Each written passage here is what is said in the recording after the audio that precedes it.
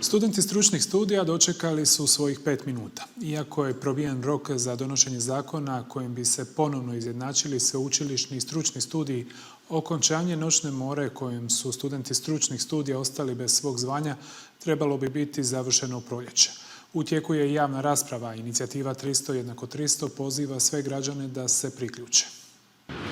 Do roka izmjene i dopune zakona na koji je inicijativa 300 jednako 300 apelirala, nadležni u Ministarstvu obrazovanja neće stići provesti zakon koji stručnim studijima donosi pravnu kvalifikaciju. Ipak rješenje ovih problema očekuje se u proljeće 2021. godine. Dakle, krenuo nam je prijedlog zakona o Hrvatskom kvalifikacijskom okviru u proceduru, znači otvorena je javna rasprava. Pozivamo i sve gledatelje da se pridruže komentiranju na javnoj raspravi. Što više komentara imamo, to bolje cijela priča izgleda. Zadovoljni smo sa zakonom, dakle zadovoljni smo sa time što nas se ponovno izjednačava sa sveučilišnim studijima, to smo i očekivali. Ta nekakva minimalna distinkcija sa kraticama ST i SV, dakle ponovno smo na istoj kvalifikacijskoj razini, to je ono što je nama bilo najbitnije, da se zapravo prizna ta nekakva jednako vrijednost ta dva studija. Ono s čime nismo zadovoljni to je probijanje roka. Dakle, Ustavni sud je, da podsjetimo, dao rok do 31.12. tekuće godine da se donese novi Hrvatski kvalifikacijski okvir.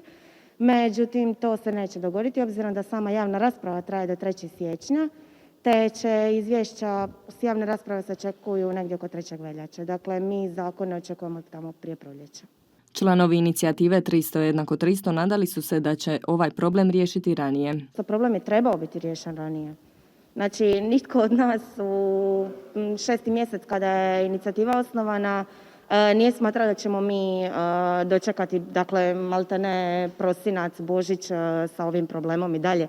Mi smo bili uvjereni, dakle, nakon preuzimanja dužnosti novog ministra da će u 9. mjesec stvari krenuti automatizmom nekakvim, da će se to donijeti, jer to zbilja nije neko pitanje oko kojega se, ne znam, postoje nekakvi prijepori, oko čega postoji nekakav konflikt ili nešto. Dakle, ovdje je, to mogu reći sa zadovoljstvom, da je postignut nekakav politički konsenzus, jer su nas podržavali kako vladajući, tako i oporba. Dakle, nebitno koja politička opcija. Dakle, stvarno ne vidim u čemu je bio toliki problem pri donošenju tog zakona i ne, svakako nismo očekivali da ćemo dočekati prosinac. Kašnjenje im pak neće napraviti znatnu razliku. Pa za sada koliko imamo informacije ništa dramatično se u praksi neće dogoditi s obzirom i zakon je to krenuo, tako da ne očekujemo neke velike probleme. S obzirom, dakle, naša kvalifikacija je osim Hrvatskim kvalifikacijskim okvirom uređena i drugim zakonima, zakonima o obrazovanju. Malo je nezgodno kad smo bez tog HKO-a, ali mislim nikakve dramatične posljedice da ne bi trebalo imati za kolege studente. Unatoč tome mjesta za probleme uvijek ima, pa su tako spremni na nenadane situacije. Čujte, živimo u Hrvatskoj, sve što se može dogoditi, ali evo, nadamo se da neće. A šta ako se dogodi? Pa rješavat ćemo probleme u toku kao i do sada, dakle u hodu ćemo se nositi s time, ali iskreno ne očekujemo neke prevelike probleme, osim možda ponovnog nekakvog otezanja ministarstva, što se svakako ne bi smjelo ponovo dogoditi, jer evo vidimo do čega je dovelo do probijanja roka, iako smo, dakle, mjesecima upozoravali da će se to dogoditi.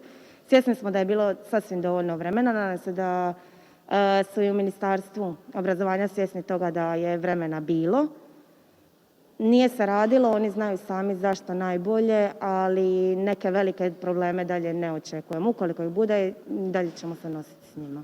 Članovi inicijative 300 jednako 300 pozivaju sve građane da se priključe javnoj raspravi.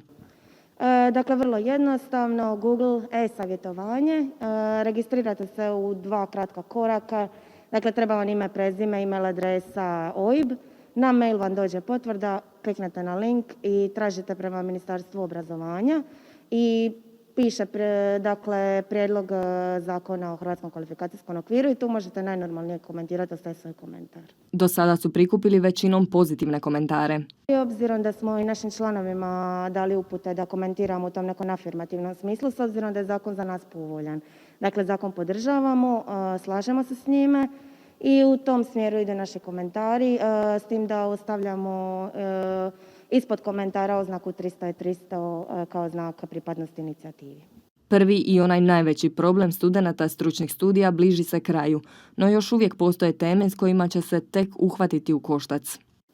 Svakako nas čeka borba za promjenu zakona o akademskim nazivima ili možda čak i još bolje ono s čime je išla, sa rješenjem koje je išla bivša ministrica Divjak, a to je da uopće ne mijenjamo taj zakon o akademskim nazivima, nego da se to sve skupa infiltrira u zakon o obrazovanju.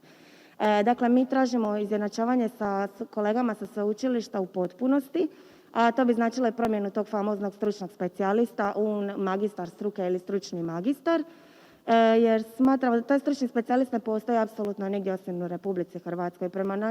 Zbog našeg prepoznavanja, ali i zbog te veće vidljivosti te jednakosti tražimo da bi se preimenovalo u magistar.